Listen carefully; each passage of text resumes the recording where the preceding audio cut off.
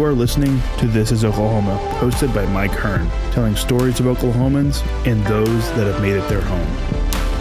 Before we get into today's episode, I want to tell you a little bit about our current sponsors, the Oklahoma Hall of Fame.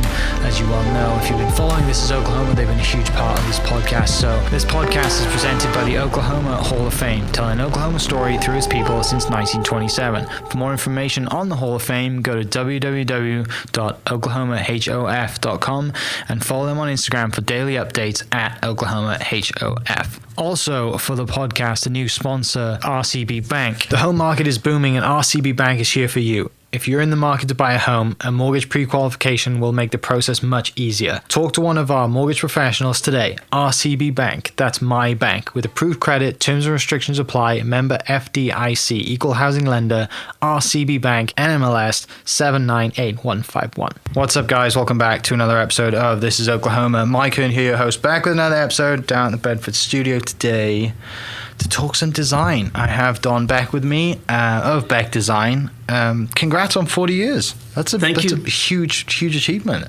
Well, we're pretty thrilled about it. I never really thought I'd even live to be 40 years old, let alone have a firm 40 years old.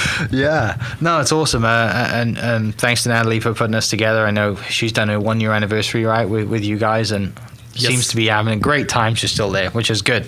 But, you know, design stuff, right? I was always kind of a lover of design. I had a design technology class when I was in high school. And outside of sports, that was like my only kind of fun class. I didn't really enjoy school, but we used to go make things and play on early CAD. And we had a laser cutter, which we thought was amazing, until one day I programmed it wrong and the laser cut through the wire, and I was not the teacher's best friend for a while, but thankfully there's insurance for that kind of stuff. But you still have all your fingers. I still have all my fingers. You didn't laser those off. Didn't laser those off, thankfully. But yeah, I mean, design is such a wide variety of concepts, right? You can put so many things in there, and you know, looking at the website, which I'll link in the description for people, you know, the project that you guys have done and the impact that you've had in Oklahoma City, and obviously most recently the awards that you kind of had for that. You know, people are recognizing all the work that you've done. There's a lot to get through today. We might miss a few things, but let's start with, I guess, where did you grow up? Northern Illinois. My family is a farm family from northeast Iowa. Mm-hmm. So really lived up on farm and small town in Iowa. Then my family moved to Illinois, a place called the Quad Cities, Moline Rock Island, right on the Mississippi River. So that's really where I grew up in northern Illinois. Yeah, so grew up, farming, and that's not easy, is it? Well, we moved off the farm when I was really young and then moved into the city. Okay. And so it's kind of farm-related in a way. I worked for John Deere, Harvester, Caterpillar Tractor, and a lot of construction. Yeah. As a kid, you always play with dump trucks and tractors, and that must have been fun to be around machines like that. Always played on construction sites, those kind of things, yes. So where does the passion, I guess, for design come in? Do you go into high school and think, I'm naturally good at this? Like, where does that kind of avenue come about?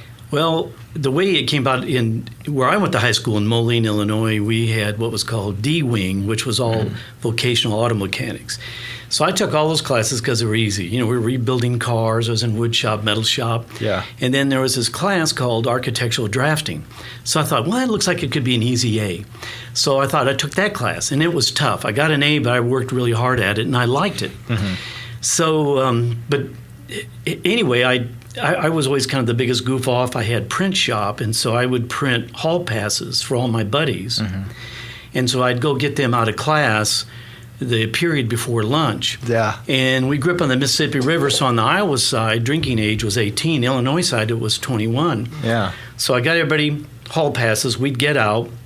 In print shop, I changed everybody's driver's license because back then they were paper. Right. So I created kind of fake IDs. I just switched the dates around. Yeah, so we'd go over the bridge to Iowa to Shakey's Pizza, $5 all the beer and pizza you could drink. So we'd go over there, do that, come back to class. Yeah. Well, a few guys got caught, and my counselor kind of knew about it. So when I told him I was taking this architectural drafting class for an easy A, which wasn't an easy A, I told him later, I said, I did pretty good in that class. I think I'll be an architect. Yeah. And he just laughed at me. He says, you're lucky to make it out of high school. First of all, no college would ever accept you. And if you could get in, an architectural program is tough. It's difficult. You would never make it. Don, you'd be an outstanding ditch digger. And that's it. So I left, and it really kind of pissed me off. Well, yeah, of course. And I thought, someone you know how doubting you are when you're 18. Of course, no one can tell me what to do. Right, and prove you wrong. Yeah, so I thought, well, this guy's full of crap. So I thought, I'll do what I want to do. You know, at 18, no one can tell you what to do. So I got out of high school, I got to thinking, you know, he could be right, but I wouldn't admit it. So I thought, well, there's only one way to find out. So I tried to go to work for an architectural firm, see if I could make it. And well, they weren't hiring. So I had to work on that, and I said, well, look, I'll make you a deal. You let me work here for 1 week, and you don't have to pay me. And at the end of the week, if you think I have anything at all to contribute, you got to hire me. Yeah. And then you pay me whatever you think I'm worth. I don't care what it is. So, but you know, I'll work here a week free. Yeah. And at the end of it, if you don't like, I'll leave. We shake hands. Right. You don't owe me anything.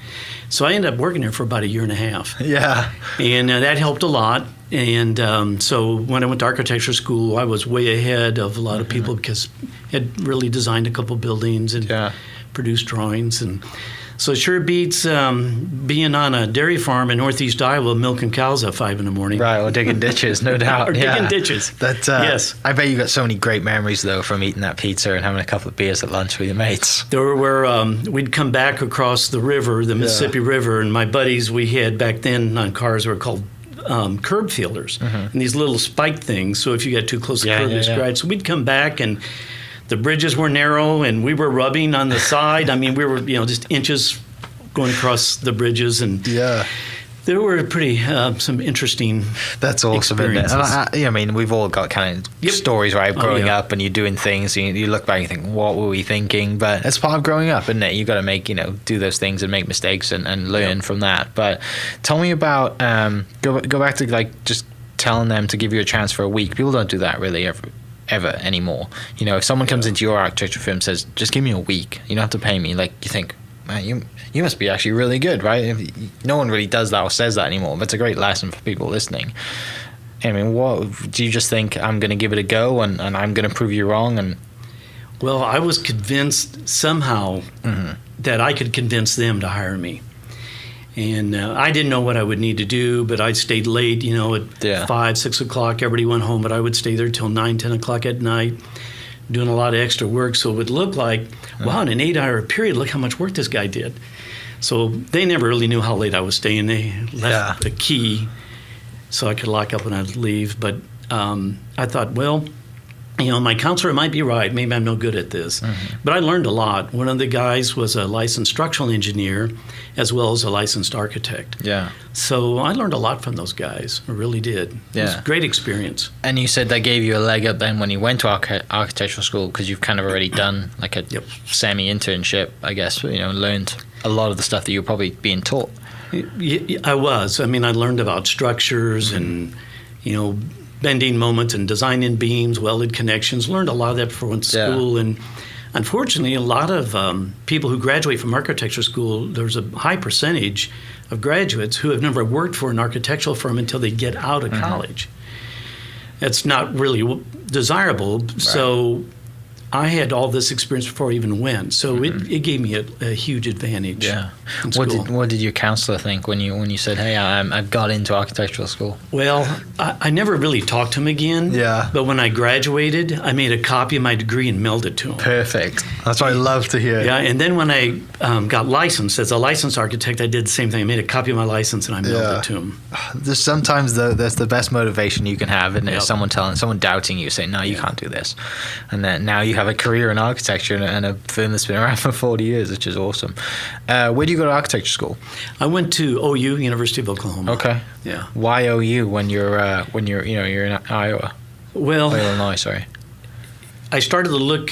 I realized I was going to have to go out of state. I in a design competition, I won this particular competition, which had a scholarship to go to University of Illinois, but I'd been going to a junior college, so I was going to have to transfer in. And they said, well, all the architecture classes or sections are full, so you're going to have to wait 3 semesters. And I didn't want to wait, so I started looking out of state.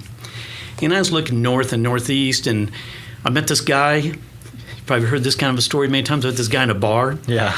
And after a lot of heavy drinking, he was going to OU, and he's one of the premier design students out of OU, and probably in the last 30, 40 years.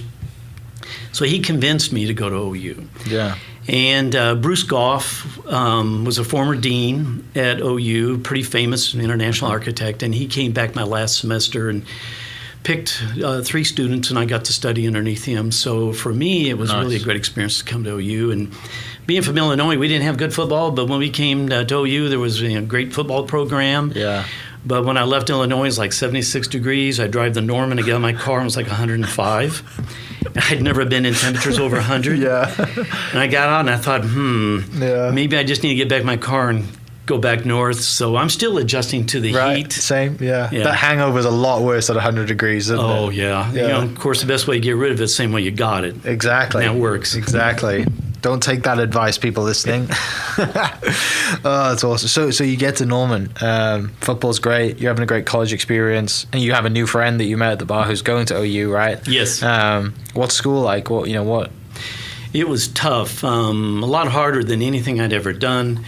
The deeper you got in, the more difficult it became. But we probably would average at least 2, sometimes 3 all-nighters per week. Yeah. And back then, that's what it took. I mean, we would spend 70, 80, 90 hours a week just on architectural projects. So you'd skip going to other classes like psych or business or business law, whatever else you had. We would skip those classes and only focus on architecture. Yeah. And at that time, like, obviously there's no real CAD stuff or modeling or everything you're doing like it is today, right? So you're building hand models, right, out of wood. Also wood. Yeah, and all that kind of stuff. Yeah, all models hand built. We might spend 200 or 300 hours on a model. Yeah. All the drawings were pen and ink, original drawings on illustration board. And, if you made a mistake, you were kind of SOL because you just can't erase ink. Yeah. We were up at the studio one night, kind of pulled in an all-night. There was a couple of nights for a major deadline. And, you were doing anything to stay awake. Drinking coffee, that truck driver coffee that you got to slice. All that nasty. And you had 4 or 5 beautiful pen and ink renderings, and I spilled a black cup of coffee on one of them, and it ran down. We wiped it quick, and it left this big coffee stain. So I thought, well, what are we going to do? So I just ended up getting, a bunch of paper towels and dipped in coffee and did a wash over all the drawings. So it looked the same. Yeah, it kind of had this sepia look, and professor loved it, loved the graphics, and then a lot of people started doing these kind of coffee washes. So brilliant. Yeah, I was able to make it work. Yeah, and I mean, you graduated, right? You got through it. Got through it. What does mom and dad think when you said I'm going to OU, and then you graduate as well? Oh, they were surprised. I don't know, there were 7 kids in my family, so I think they were happy. We got rid of one. We got 6 left to go. Yeah. So, but they were pretty surprised, real proud, I guess, that one of their kids had gone off and graduated actually from a legitimate college. Right. So you mentioned after you graduate, then do you go with the architect Goff and go work under him? Was that why you graduated, or was that after? That was while I was in school. Okay, cool. I studied under him at OU, my last semester there. Yeah. And then we had won a major design competition, so we had offers to go to Houston, Chicago, and New York. And I ended up staying in Oklahoma, and the weather here is brutal, but the people here are wonderful. Yeah. And I think that's one of the best things about Oklahoma are the people. And I found the people here, they just have a good soul. Right. Caring, warm people. They're not fake. I've had so many good people who have helped me. I mean, I've been really, really, really lucky. Yeah.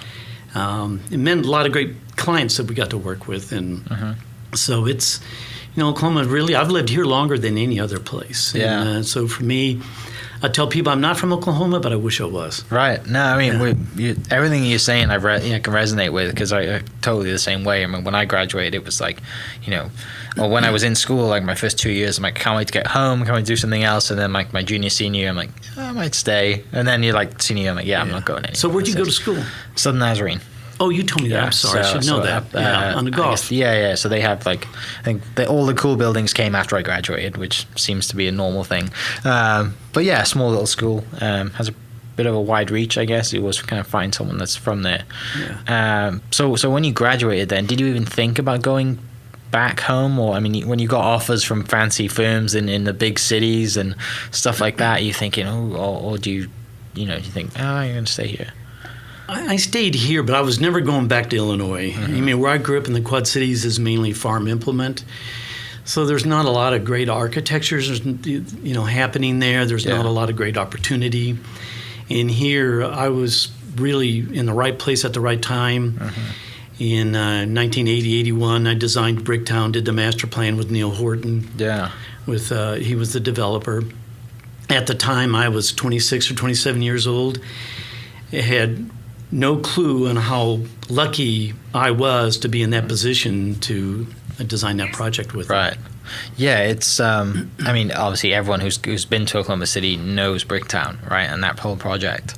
And there's many other places that you guys have kind of, a touch on in Oklahoma City. But back to that time then when you graduate, what's Oklahoma City like in the 80s, or Oklahoma in general? From like an architectural standpoint. It was really depressing. Yeah. A lot of the older classy buildings were being torn down. At that time, urban renewal was removing buildings. That's not their attitude now. Right. But 5:30, 6 o'clock at night, downtown Oklahoma City was a ghost town. People would just leave, and we used to kind of joke we'd call it Oklahoma City, knife and gun club, because you didn't want to be down there after hours. Yeah. And it was just dead. I mean, no one stayed there. It was. And it just, the whole downtown just needed to be sort of reactivated. And it's taken a lot of years for that to happen. But downtown Oklahoma City is a great place to be. Right. And now, I have a friend who works in Canada. He's an architect in Canada from the UK. We went to high school together. And, he came here and he's just like looking around. He's like, didn't expect us to have some really cool buildings. And his architectural brain's like, well, that's different. I take him down to like the Boathouse district or whatever, and you see other things, and he's like, I didn't expect that to be here. I'm like, well, come back in 5 years, I'm sure it'll be a lot different too, which is nice to see. But you're right, the city's kind of going in the right direction, and just kind of looking at the things that you guys have been a part of. Obviously, the Bricktown development, the Wanda Bass School of Music at OCU, the Skirvin renovation. Tell me about the kind of historic preservation buildings and stuff, like the Colcord, am I saying that right? Colcord Hotel that you've done. Like, that's a lot different to like steel, glass, modern, right? When you go to talking about historic preservation and a total different way of doing architecture work. Well, in the Colcord, a lot of the terracotta detailing that you see around there was designed by Louis Sullivan. And Frank Lloyd Wright studied under Louis Sullivan. So it's really pretty unique to have a significant structure like that in downtown Oklahoma City. And when Colcord was built, originally it was built supposed to be a hotel. Yeah. Didn't work out, it was an office building, so finally we got to put it back as a hotel. But, in some of those historic structures, sometimes the best thing you can do is just kind of leave it alone and work what's there, not over-design it, not under-design it. Just kind of work with the historic fabric that's already built in to the project. That must be super cool as well, to kind of go and like you said, you kind of just bringing out what's already been designed, right, and kind of preserving it rather than, it's always nice and creative to do other stuff, but part of like restoring history is kind of neat, isn't it? Yeah. A lot of deals were made there, a lot of oil deals. Yeah. When we first took on the Colcord, the lobby, back in the day, you could smoke, and a lot of guys would be in there smoking cigars. So we cleaned off, a thick layer of just tar and nicotine from cigars. The walls were yellow. So if you've been in there lately, it's beautiful marble. It's really a great structure. It is, for sure. And there's a long list, and I'm going to put all of the list that I have in front of me in the description so people can go to that and check out the stuff that you guys have done. One of the cool pictures in Oklahoma City, I think one of the coolest pictures you can take while you're here is when you're in the museum taking a picture of that airplane, Oklahoma City Museum. Over, you got the Capitol, but you guys have an involvement in that building too, right? We designed that building, developed the concepts. It was a national design competition. They started with 45 firms, a lot of local firms, but firms from New York, LA, Chicago, Miami. So we were just lucky that our design was selected. Yeah. And kind of the theory behind that, Bob Blackburn, who was the director at the time, His hopes was to get the Winnie Mae, that airplane that's hanging there, that Wiley Post, and Will Rogers died in. And he wanted us to design a prominent location for that. And at the time, the dome was not built on top of the Capitol. So we went to the site, kind of did a site analysis and looked and thought, if the dome could get built someday, what a backdrop. Right. So we kind of used that and pulled the Capitol and dome into our design by that large glass panel system, which is over 100 foot tall. Yeah. So we just kind of hung the plane in there and kind of designed that as a permanent exhibit. And so we wrapped the entire museum complex around that concept. And then if you look at it in plan, we also just wrapped around the cloverleaf piece, as you exit off the drive. Yeah. The other design solutions by the other architectural firms that were shortlisted and submitted design were all rectilinear solutions facing south. Toward the governor's mansion, but we wanted to orient it toward the Capitol and toward downtown, and just thought that was Well, people get married at that location now, right? People have wedding ceremonies like in front of that, in front of the plane or under the plane in front of the building. It's a cool spot. When I walked into that building, you're just like, whoa! Like you don't expect it if you've never been there before, which is it's a cool spot. And then the building that's not too far away from that, which is the Department of Wildlife, that's a mad building. Right? Like, I mean, you talk about wildlife and like the waterfall and everything that's in there. I walked in there, I'm like, this is nuts. Well, that building originally was, the first phase was designed by Bill Howard, who was a Frank Lloyd Wright student. And so when we renovated the building and added on, we tried to keep with that same character. So our addition to the north and on the backside to the west is very Wrightian to stay with that character. And we met some of the greatest people in these projects, like Bob Blackburn, Neil Horton, but on the Wildlife Building, got to meet John Grondike out of Enid, Oklahoma. And he'd been the Wildlife Commission, the head of the commission for like 44 years. And now the building's named after him, which is very appropriate. But they challenged us to design a building that would really establish the character of all the different parts of Oklahoma and the wildlife. It also was a design competition. In the interview process, we had to bring a design concept, and we did. We did a study model, and pretty much the design that we brought to the competition is what got built. But Paula Beck in our firm did a lot of the interiors with others, but some of the really neat features in there is where you go to get your hunting license. Paula designed that like a duck blind, so it's got all the camo and everything on there. So it really does, I think, express Oklahoma, different species, and really another great project to work on. And it's amazing that all these different people have trusted us to design these buildings. I mean, architects were good at spending other people's money. And like the History Center was some over 50 million, 53 million. The National Weather Center was 60, 70 million. And it's kind of shocking that people will really trust you to spend that much money on their buildings. So it's a lot of fun. Yeah. Well, and you guys have the involvement in the Myriad Gardens too, right? We did, years ago, we did master plan for Myriad Gardens. IMPay was the original master plan, and then we did an update. And then we renovated. There was a section, south section below the Crystal Bridge that had never been occupied because day one it leaked. Okay. And so working with Jim Talbert and his group, they said, well, what can we do with this? It's leaked from day one. And they've had several companies try to stop it. So I said, well, Jim, let's just let it leak. And he said, well, I've never heard an architect that say, well, let's let the building leak. And it was leaking through the walls because it was below grade. So we just came out with a new wall about 3 feet, waterproofed it, let it leak so it's like an internal gutter, and we run it down and pump it out. And so, we got this wet wall.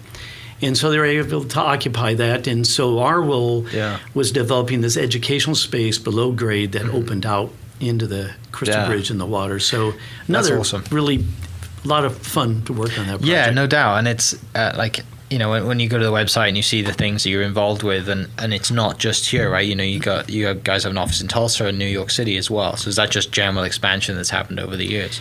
It is, and all the great projects I've got to work on, you know, a lot of times I get the credit for it, but we have such a strong staff, and there's no way these projects could have been accomplished by any one individual, and not certainly by myself. I mean, it's thrilling to be part of the design team, but you know, there's a host of engineers, acousticians, theater consultants, CAD people, interior people. So it takes a really strong, powerful, really creative team to make all this stuff happen. Yeah.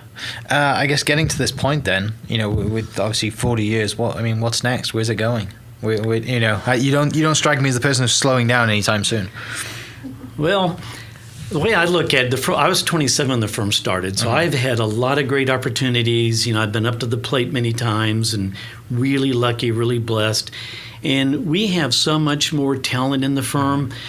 The people in the firm now are much more talented than I've ever been. Yeah. So it's time to kind of just step back, and I want to see what all these young creative people, what they're going to do over the next 40 years.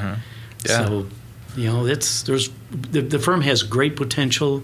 We have a great backlog. We have some amazing projects on the boards that we're working on.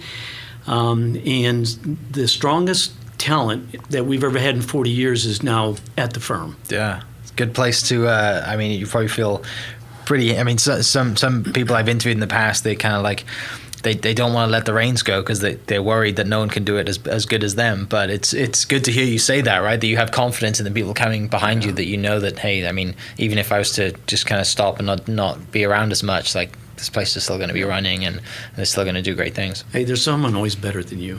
I mean, our key and what we always try to do is make sure the best work that we produce is the best that we're capable of. Yeah. But there's always someone out there who's better. So we're always looking for that better person. Right. So, I mean, we have done a lot of great work, but I really kind of call it good work because the best work, our best project's going to be the next one. No doubt. Each one gets better than one before. Yeah, because you learn and you, Yep. So it takes a lot of practice. Well, you know, you asked about some of the creativity, but I think a lot of it I got from my dad. Yeah. There wasn't anything he couldn't do, and he worked for a large construction company, and they would have unique challenges in building a structure, and they'd always come to him, and he'd figure it out. Right. But he was always making things out of steel and welding, but he was always doing some kind of an art project. Yeah. So I kind of learned a lot from him that, you know, if you worked hard enough, there was always a solution. You know, you hear a lot of people say, well, think outside the box. Kind of what I learned from him is think inside the box, because if you work hard enough, the solution's in the problem. In front of you, If you just look deep enough, it's there. Yeah. So I learned that from him, and probably same kind of a Winston Churchill thing, to never, ever give up. Yeah. And so I think that's probably the most important thing. Definitely. Yeah. I mean, you solve problems every day, right? You know, with whatever it is, design stuff that's going on. And I mean, you talk about load bearings and all the rest of it. Like, it's not just, here's a plan, let's put it in. Like, you've got to build it and design and solve problems as it's going up too, which, like I said, every day's different, but it makes it interesting. Yeah. Tell me about everything that, like, regardless, I mean, we've talked about architecture now for a while. Tell me about hobbies and stuff outside of architecture. Well, we kind of talked earlier a little bit about doing some car collecting. And my wife, Paula, she loves cars as much as I do. That's very, very lucky of you, because my wife does not like cars. And just put her to sleep by me talking about anything related with four wheels. Well, we were at a car show with some close friends of ours out at Pebble Beach, and I was with one of my friends, and we're looking at cars, and Paula walked up and said, our friend of ours, and they saw this green convertible way on the other side of the room, or on the field. And I said, well, I'll go look at it. I said, so if you could have any car here, what would it be? And she said, well, that green one. Yeah. So I went over and looked at it. It was this XK Jaguar, this 150. And I had no clue that she liked those cars. So we ended up buying that car, and it's kind of become a really good hobby for me. And we've gone all over the country. We've been to Georgia, Detroit, California with it. That's awesome. All over, and it's won a national championship in its class. Yeah. Paula My wife has a design studio. She designs, in addition to a lot of interiors, she does a lot of jewelry. So sometimes I've made silver pieces with her. It's kind of a hobby. Okay. So, but anyway, we like to travel. There's so much to see in the U.S. Definitely. And hope, now with COVID, it's kind of hard to get out and travel, but that's...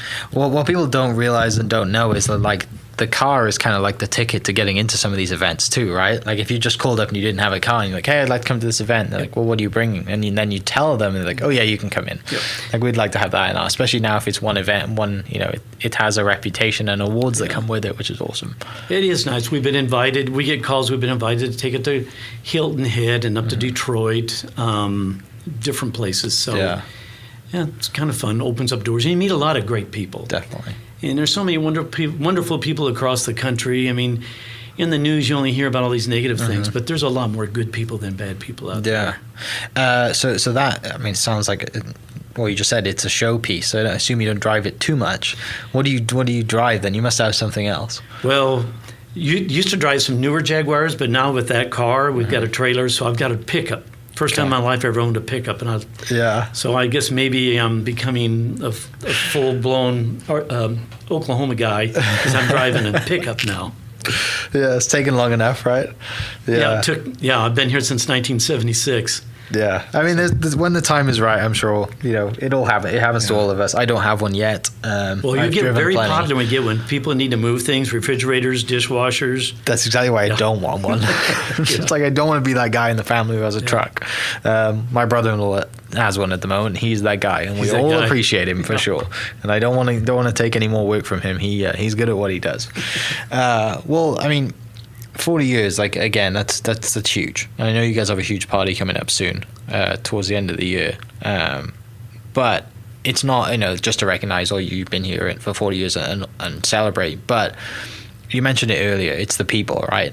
Like all the things that you look back on and you get your problem solving from dad and just, your counselor telling you you're never going to be good at anything, you should be digging ditches. And you look back at your story, right? And you get to where we are today. And it's really awesome to look back. And I'm glad you shared some stuff because, if you never meet that guy in the bar, you never would have come to Oklahoma. It's exactly right. Right? Yep. The last thing then for people listening, when people come to you that are in high school, that are younger, that may be in college and don't know what they want to do, and they might not want to be architects, but they want to go do something. What do you say to people for advice, like when they're that kind of 16, 20-year-old time of life? I push them, encourage them to try to go after anything they're after, their dream, but also to try things that they're not interested in. Because, everything in moderation. And the more things you try, the more experiences you have to draw on. Yeah. So, I tell them, some people ask me, if you do something over, what would you do different? I'd do twice as much, twice as hard, and twice as fast. Yeah. And, you just need to be going Mach 3 as a hair on fire. There's so much to do. You can't do it all. Right. Yeah, no doubt. We're always trying to encourage younger people. Don't get locked down on anything, and don't be afraid to try something new. Just get out there and do it. All right. Well, Don, thanks so much for coming down. Again, congrats on 40 years, and I'm looking forward to seeing more impact in Oklahoma City and you guys getting more awards. I mean, you have over 100 design awards, which I can't name all of them, but I will link all of them below so you guys can check that out. Thanks for coming down. I really appreciate it.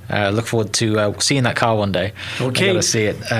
We'll bring it over. Thanks for having me, and I expect to see you at the 40th party. It's going to be at the History Center that we designed. I will be there for sure, okay. And I'll try and convince my wife to get out of the house and off the couch on the weekends because that's what she likes to do. Like most women who I'm gonna say most women. My wife loves to come home after a week of work and sit on the couch and cuddle with my dogs, who are her dogs, but she doesn't listen to the podcast, so I can say that.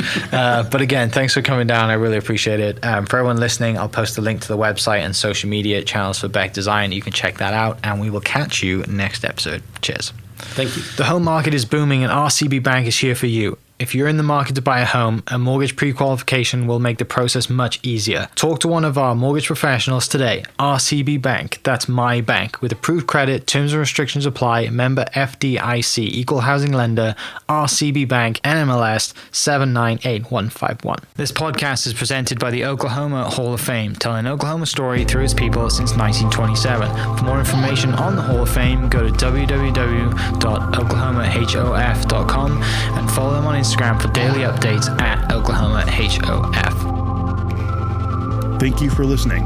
We are inspired by those around us and hope that you are too. Make sure you subscribe to this podcast on your favorite podcast platform and leave us a review so we can keep telling your stories. For more great Oklahoma content, follow This is Oklahoma on Facebook and Instagram.